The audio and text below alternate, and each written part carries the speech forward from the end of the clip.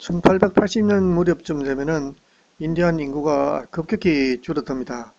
약 30만 명 정도로 줄어드는데 이제 더 이상 백인들에게는 위협이 될 수 없는 수준으로까지 줄어드는 것이죠.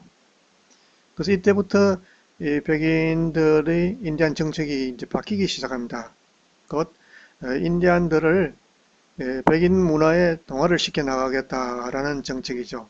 이 정책은 크게 두 가지 트랙으로 진행이 되는데 그중 하나는 교육 정책이고 또 다른 하나의 트랙은 토지 정책입니다.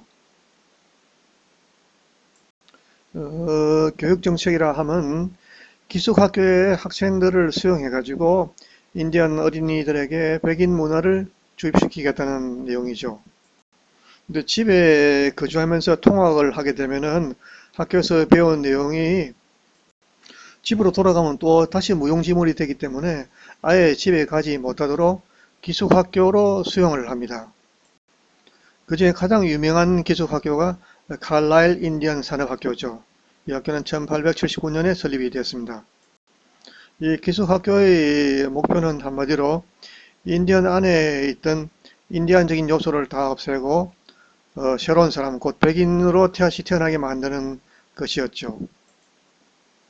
그런데 이 인디안 기숙학교가 또 긍정적인 효과가 있었는데 각지에 있던 인디언들이 한 곳으로 집결하면서 어떤 인디언 연맹, 인디언 협회, 인디언의 어떤 결사단체와 같은 그런 기능을 하기도 했습니다.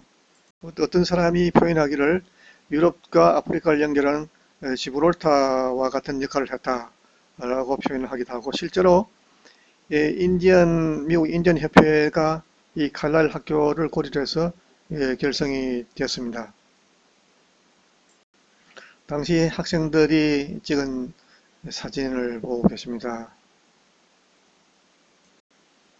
미국의 인종정책을 제 나름대로 분석을 해보면은 이런 것 같아요. 처음에는 이민 초기에는 유럽 각지로부터 이민 온 사람들을 하나의 용광로로다가 다 섞어서 이렇게 하나의 나라 국민으로 만든다는 그런 정책이었던 것 같고, 그 다음에 소수민족에 대해서는 예를 들어 인디안이라든지 흑인도 마찬가지겠죠. 그런 민족들을 백인 문화에다 동화를 시키자는 그런 정책이 또 뒤따르게 되고, 이후로는 이 동화만이 능사가 아니고 그 민족마다 가지고 있는 다양한 문화를 인정하자, 다양성을 인정하자 이런 분위기로 또 바뀌게 되죠. 오늘날 미국 사정을 보게 되면은 굳이 인종차별을 하지 않더라도 저절로 인종 간의 계층화가 생기게 돼 있죠.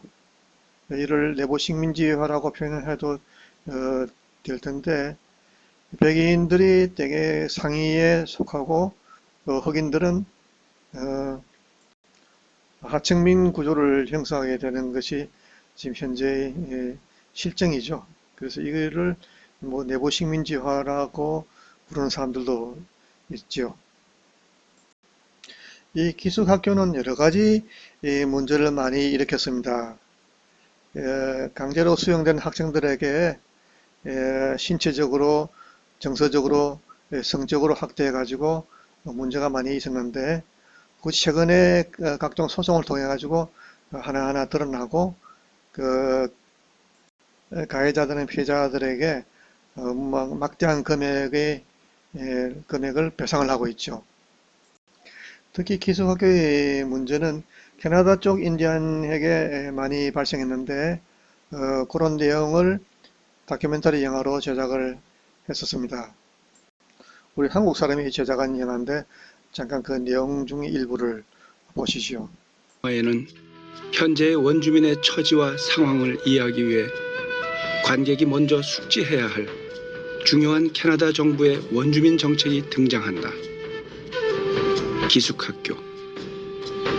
19세기 초에 시작되어 불과 20여 년 전인 1996년에 종료된 원주민 동화 정책으로 무려 7세대에 걸쳐 시행된 원주민 교육 정책이다.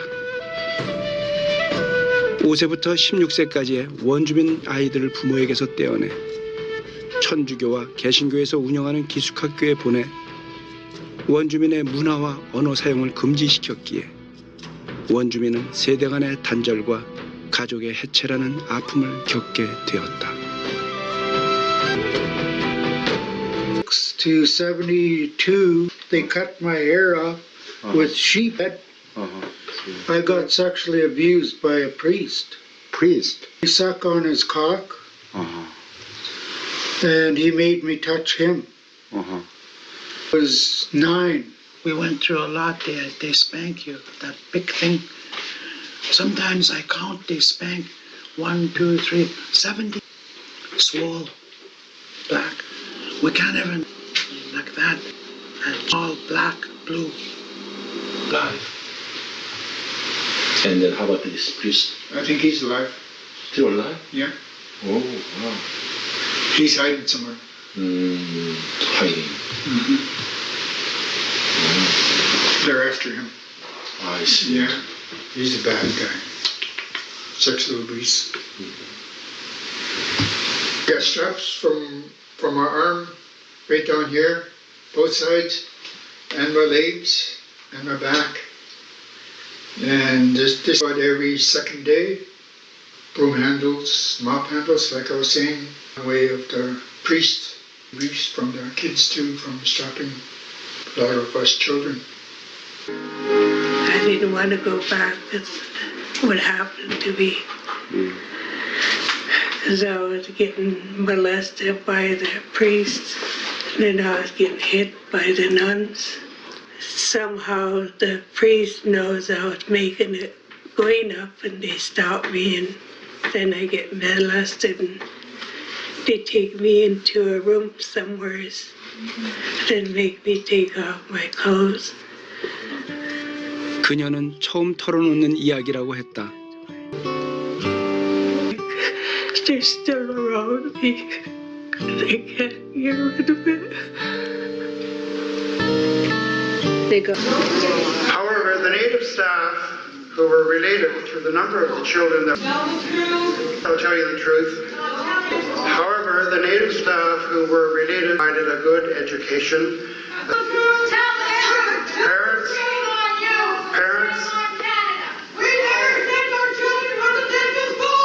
Parents. 5 in BC. For reconciliation.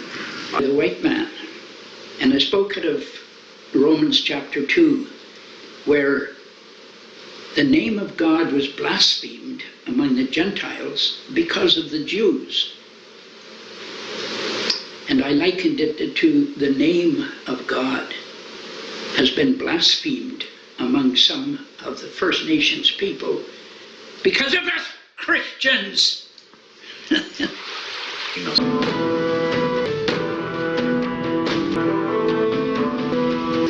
Want it torn down. The whole went to school there. Bothered me as much as it used standing here. Because to us in here, it was bad. God. So why would I want that kind? Sexually abused me. It was all in the name of God. What? All in the name of God. It was sick. Sick. People talk about it. They don't want to talk about it. You're in a prison in your body because it keeps you can't talk about it. 11, 12, 13. You hear the children at night screaming. Saw this because I couldn't help what's going on. I knew bad things. Freedom to my people. Because it's glory to God. My God. 인디언 인구가 급격히 줄어들 무렵에 바플로 또는 바이슨이라 불리우는 이 들소들의 숫자도 엄청 줄어들게 됩니다. 줄어들게 된 이유는 여러 가지가 있는데, 첫째로는 바플로가 인디언들의 중요한 식량원이었습니다. 그래서 바플로를 죽이면 간접적으로 인디언을 죽이는 효과가 있다는 그런 내용이 되겠죠. 그래서 흔히 유행하던 말로는 버플로 한 마리를 죽이면은 인디언 10명이 죽는다라는 말까지 유행으로 돌아다녔습니다.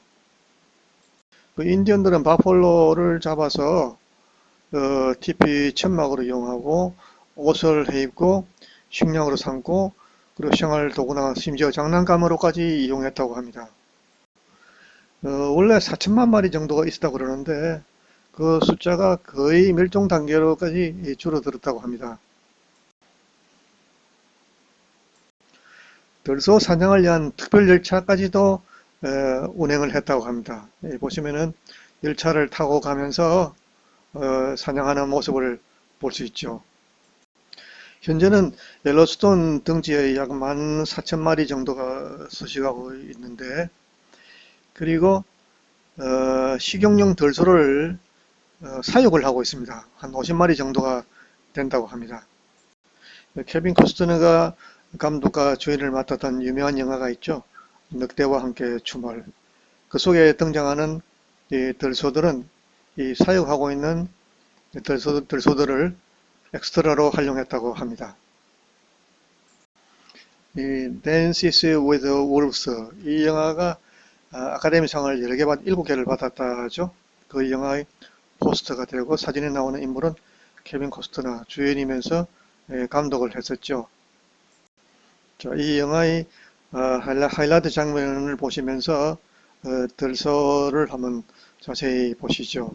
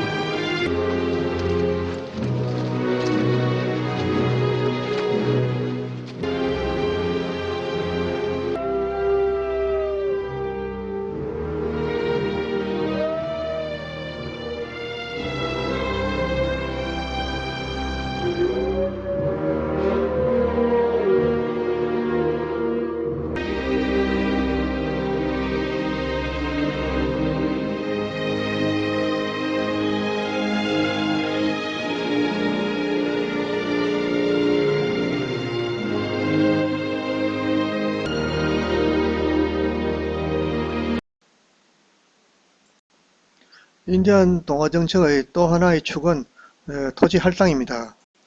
인디안 보호구역에 있는 땅은 부족 전체가 공동으로 소유하는 땅이었는데 이제 할당 정책을 통해서 그 토지를 개인별로 나눠줍니다. 그래서 그 개인별로 토지에다가 농사를 짓도록 만드는 정책이 토지 할당 정책인데, 이때 개인별로 나눠주고 난 뒤에 남는 땅들은 백인에게 나눠줬죠. 세대별로 160에이크를 나눠줬는데 우리나라 평수로는 약 20만 평에 해당된다고 합니다. 근데 백인이 이 인디안의 땅을 많이 또 사거나 뺏거나 해서 이것도 역시 문제를 많이 일으켰다고 합니다. 인디안의 땅을 정부가 받아서는 백인에게 나눠줄 때 여러 가지 방식이 있었죠. 그 중에 하나의 흥미로운 방식은 선착순으로 땅을 나눠주는 그런 제도가 있었습니다. 토지 선점 달리기 경주가 되겠죠. 영어로는 랜드 런 또는 랜드 러시라고 불렀는데, 1889년도 오클라호마에 있었던 토지 선점 경주의 모습입니다. 체로키 부족으로부터 뺏은 체로키 아울렛에서 일어났던 사실입니다. 물론 인디언의 땅을 돈을 주고 팔기도 했죠. 당시에 인디언 땅 매각 공고 그래가지고 이렇게 나왔던 광고 사진입니다.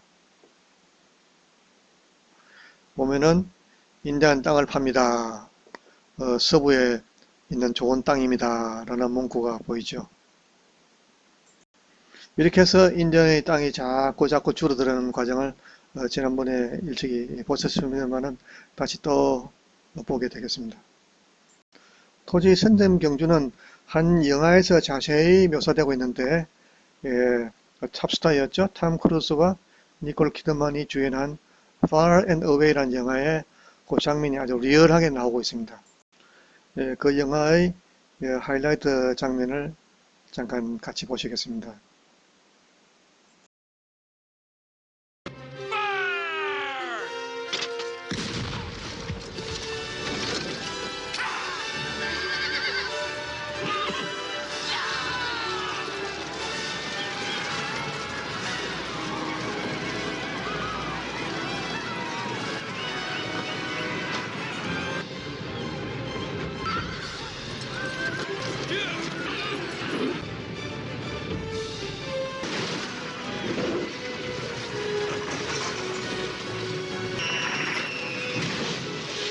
Wish, fight.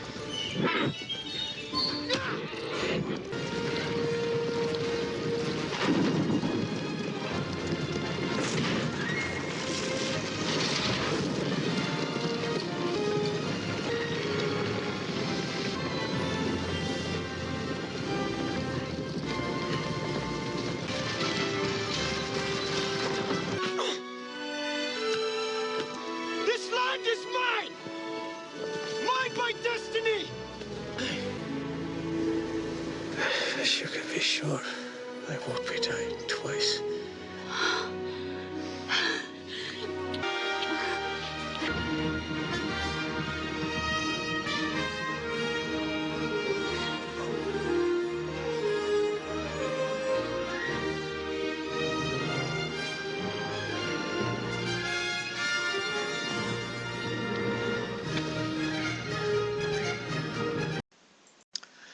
인디안 동화 정책이 한창 진행되고 있는 동안에 존 클리어 당시 인디안 국장이 아주 크게 반기를 들고 나옵니다.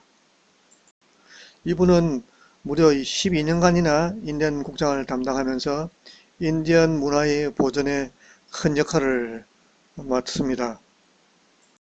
그는 1919년부터 아나사지 문명의 흔적이 남아있는, 곧 유네스코 문화유산이 많이 남아있는 포에블로 타우스 지역에서 인디언과 접촉을 하면서 인디언의 전통과 문화의 보존 필요성을 인식하게 되었죠. 그래서 그는 1923년도에 인디언 방어협회를 결성했습니다. 인디언 문화 보존의 필요성을 인정한 정부는 이 존 클리어를 국장으로 선임해서 12년간 그 일을 맡겼습니다. 잠시 존 클리어 국장 덕으로 인디안 문화가 보존되는 듯이 보였는데 다시 보존해서 말살 정책으로 바뀌는 그런 또 과정이 시작됩니다. 곧 2차 대전이 끝난 뒤에 반공이라든지 메카시즘, 집단적 애국주의가 등장하면서 인디안들의 문화도 보존 대상이 아니라 하나의 소수민족처럼 동화 대상이어야 된다라는 방식으로 바뀌게 됩니다. 그래서 이제는 종전의 동화 정책보다도 더 강력한 말살, 종료 이런 뜻으로 터미네이션 팔러시가 채택이 됩니다. 인디언이나 인디언 부족 국가에 특별한 지위를 부여하지 않고 제 백인과 같이 만들겠다는 내용이죠. 경제 자립도가 높은 부족부터 순차적으로 연방정부 지원은 중단하고 이제 주의 법을 지키는 보통 시민으로 전환시키겠다는 그런 정책이죠. 그래서 도시로 이주해서 생업을 하는 사람들에게는 지원을 해주기도 했습니다. 2차 대전 이후에 미국의 분위기를 엿볼 수 있는 만화의 표지입니다.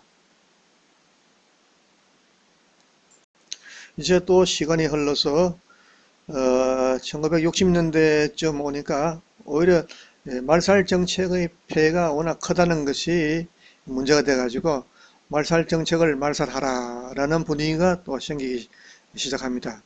이때 흑인들의 민권운동과 같이 인디안들도 군익회복운동을 벌이게 되죠. 그래서 인디언들에게 도움이 되는 법들이 만들어지고 레이간 대통령은 1983년도에 인디안 정책에 관해서 말살 정책을 정면으로 반박하는 그런 성명을 발표합니다. 그리고 공식적으로는 1988년도 상하원 합동 결의안을 통해서 말살 정책이 완전히 폐기가 됐습니다. 그래서 오늘날 573개의 인디안 부족 국가는 하나의 주와 대등한 자격으로 연방정부와 직접 거래를 하는 거죠. 줄을 거치지 않고. 60년대 말부터 70년대에 걸쳐서 인디안들의 권리회복 운동이 본격적으로 벌어집니다. 그 처음은 Indians of All Tribes라는 단체가 샌프란시스코만에 있는 알카트라스 섬을 점거를 하는 사건이 벌어집니다. 이 섬이죠. 예전에 감옥으로 쓰던 이 섬을 이제 인디언에게 돌려달라는 주장을 합니다. 이때 저명인사들이 많이 동참을 합니다. 그레이스 소프는 소프라는 유명한 인디안 출신 스포츠 스타가 있었죠. 그 스포츠 스타의 딸이 그레이스 소프고, 제인 폰다, 파피 쌍마리라는 또 싱어송라이터 가수죠. 디 그레고리 이건 코미디 배우고, 조나산 윈터스도 코미디 배우죠. 이 사람들도 동참해가지고 인디언에게 힘을 실어주죠. 거의 점거 기간은 2년 가까이 되었습니다. 그래서 오늘날도 추수감사절이 되면은 이 사람들은 추수강탈절이라고 부르고 있습니다. Thanks Taking Day라고 부르고 있는데 이 행사를 기념하기 위해서 인디언들이 이 섬으로 몰려듭니다. 서부에서 그런 행사가 벌어질 때 동부에서는 플리머스에 모여가지고 내셔널 데이 오브 모닝, 애도의 날이라는 행사를 개최하고 있습니다. 그 행사에 그때 힘을 실어준 유명 스타들이죠. 싱어송라이터 가수 제인 폰다 이런 분들이죠. 그레이스 소프 이런 분들 이름이 나오고 있습니다. 이 섬은 섬 주위에 상어가 많다고 그래가지고 절대 탈출을 못한답니다. 그래서 아주 악명 높은 감옥이었는데 이 감옥을 배경으로 The Rock이라는 영화가 만들어지기도 했었죠. 흔히 인디언들의 권리 회복 운동을 레드 파워 무브먼트, 홍인종 운동이라고 부르는데 이 홍인종 운동을 벌리는 핵심 세력이 아메리칸 인디언 무브먼트 AIM이라는 단체가 있습니다.